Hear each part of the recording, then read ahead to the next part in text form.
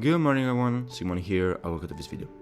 Today I wanted to talk about A Little Lily Princess, a shoujo-ai dating sim visual novel produced and published by Hanako Games under the name Hanabira in 2016 for PC and then in 2021 on PlayStation 4, PlayStation 5, Nintendo Switch, Xbox One and Xbox Series X and S. This visual novel is a literary inspired adaptation of A Little Princess, a novel written by Francis Hodgson Burnett in 1905, which is set in Victorian England and follows the life of Sarah Crewe, a little girl that was born and raised in India who loves books and storytelling. We will follow her as she is sent to a boarding school in London managed by Miss Minchin, trying to settle into her new location and to interact with the other girls of the school, completely unaware of what is going to happen to her in the near future. And yeah, this phrase is probably the best way I can say what happens without actually saying it and thus making a spoiler. Now, unfortunately, I haven't read the original source, aka the book written by Burnett, so I can't really make a comparison between the game and the book in terms of faithfulness, but from what I gather around, I can say that the general opinion is that the game is a good retelling of the original story, with some modifications to it. For example, for the sake of making a dating sim, the age of the various girls was modified from what they originally were in Burnett's book. Then, the girls that live in the boarding house are actual characters rather than being secondary ones like they are in the novel. They assume this role when you don't follow the route, and not even always, but otherwise they are well-rounded characters with an actual characterization based on what Burnett says about them in the book. Also, the game eliminates some characters that appeared in Burnett's novel, such as Amelia, Minchin's sister, and there are probably other little twists to the original novel that I am unable to catch because of me not having read it. Still, do you need to have read the original novel to enjoy this game? No, absolutely not. So let us close the adaptation part and let's jump in the game story. The game is divided into two acts, which are clearly separated by the big plot event that transforms the perspective of the game completely and makes it feel like you are playing two different stories that, in the end, are just two sides of the same coin, which is a thing that the game makes you completely feel, especially in some dialogues. Overall, the story is rather simple, and apart from the big plot event I have talked about before, which I won't say anything about because if you don't expect it, it kind of goes hard, it is kind of linear and simple, which, considering that the original source is a children's book, is absolutely understandable. Yet, the quality of the plot is evident. The game has a good pace, appreciable demands, and subtle changes that make sense for the player but that Sarah does not really understand, having been sheltered for the majority of her life. Plus, as the original book can also be considered a book of social critique to the Victorian society, the game tackles on the side themes such as death, poverty, classism and so on, which are not the main focus of the story, apart probably from the second part, but their presence makes for some interesting events and dialogues. The plot is also pretty engaging, and it succeeds in making the player feel some strong emotions, especially towards this woman here. Trust me, you will. As for the final, it is the normal happy ending that fables and children's stories are known to have, but it is still a good and satisfying one nevertheless. Speaking on the characters, they are good, kinda the same archetypes you can find in any children's book, but they have a good development. Throughout the story they aren't fleshed out, and all their basic characteristics are exposed, but during their roots, their character is analyzed more deeply and they assume some deepness, especially in some cases, when in others that doesn't really happen. If we want to make a simple distinction for the characters' roles, as for the normal fable topoi, we can say that Sarah is the protagonist, and then we have her harpers of various degrees in the figure of Becky, Ermengarde, Lottie and Mariette, while in the antagonist's role we have Miss Minchin, Lavinia and Jessie, of course if we consider only the common root story. Let's analyze the characters a little bit more in depth. We have Sarah, the protagonist, who in the first act really seems more a Mary Sue than a human, only to then have this image shattered in the second act. Then we have Lavinia, a snobbish girl that exemplifies the image of the cruel and egoistic character that only cares about herself, but that also feels lonely and masks these insecurities with her arrogant act, especially when she feels threatened, and because she feels like Sarah is going to take her place, she acts especially cruel towards her. AKA she's a tsundere.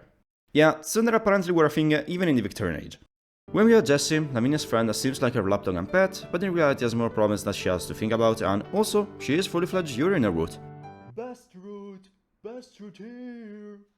Moving on, we have Ermengarde, a not so clever girl that befriends Sarah, hates books, studying and likes the countryside, and then we have Lottie, a girl who lost her mother and that sees in Sarah a substitute. She cares a lot, hates French, and acts like the child she really is. Continuing, we have Becky, a servant at the boarding house that befriends Sarah and is always there to give her a hand when she needs it and to lift her spirit. Plus, she feels a sort of veneration for Sarah for how humanly she treats her. Then, as the last girl that actually has a root, we have Mariette, Sarah's personal maid, who comes from France and ends up being like a motherly figure for Sarah, until the second part where she is practically nowhere to be seen if you do not follow her route. And finally, we have the last important character of the story, which is Miss Minchin, and let me tell you, she is a really good antagonist.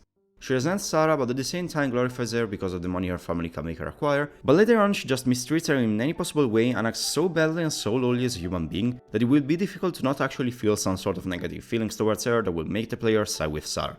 So yeah, she is the typical antagonist of every children's story that needs to make the reader feel like taking a part of the protagonist, and she absolutely succeeds in doing that.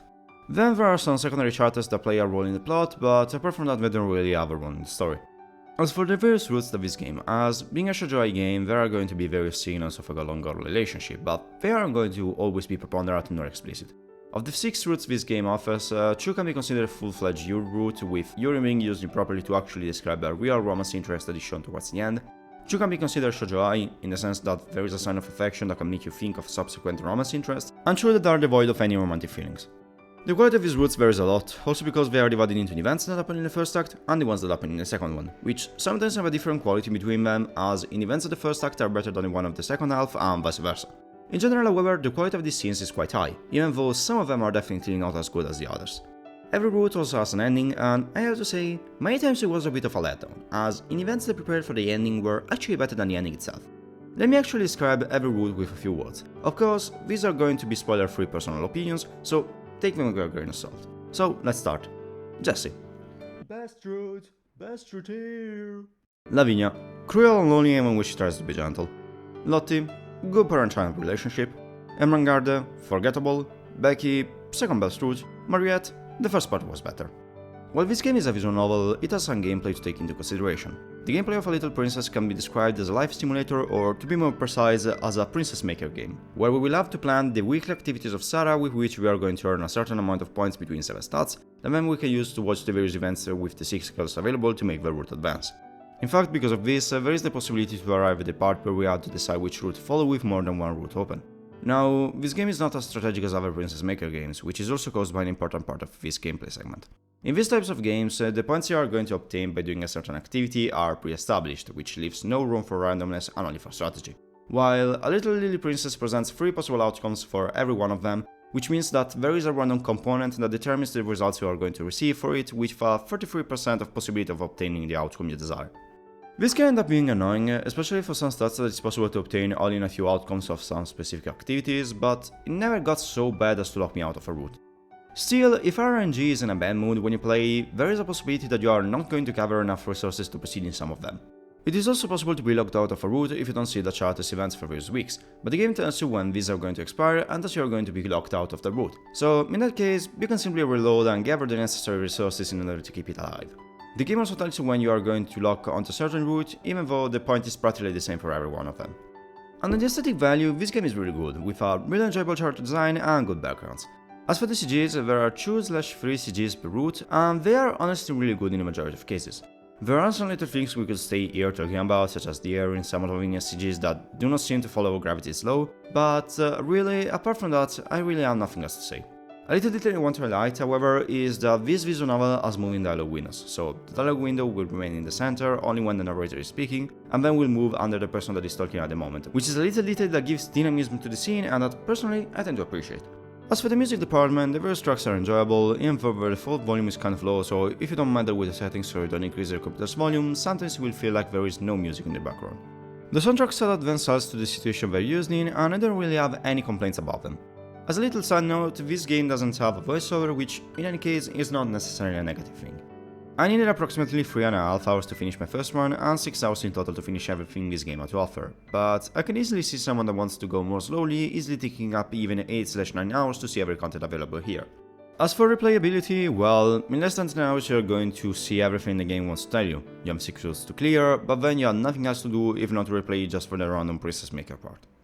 A Little Princess is a really enjoyable visual novel, with a really good story, generally good characters and routes, and the possibility of making you feel emotions, which just means that the story succeeds in telling what it wants to narrate. The gameplay is nothing egregious and can make things quite complicated if RNG decides to torment you, and in the end, its presence feels a bit out of place, as in it could have been a normal visual novel with choices to view the various events, and the absence of the princess making aspect wouldn't have even been noticed. Still, this is a design choice that I'm not criticizing, as in the end it still remains enjoyable and it characterizes the visual novel, making it different from other products on the market. The art style and the music remain on the same high levels that this visual novel tries to follow and that it absolutely succeeds in reaching. I wholeheartedly suggest this game to everyone who likes visual novels, less to those that were interested in the princess making aspect of the game, as it isn't that deep nor needs that much strategy. Still, no matter what type of player you are, I really suggest you at least check Little Princess out to see if it can interest you, because if it does, then know that you are going to play a really good product.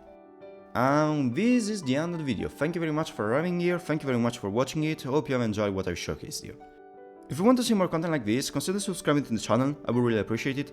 And I don't think I have anything else to say, so this was all from SigmaOni, and I'll see you all in my next video.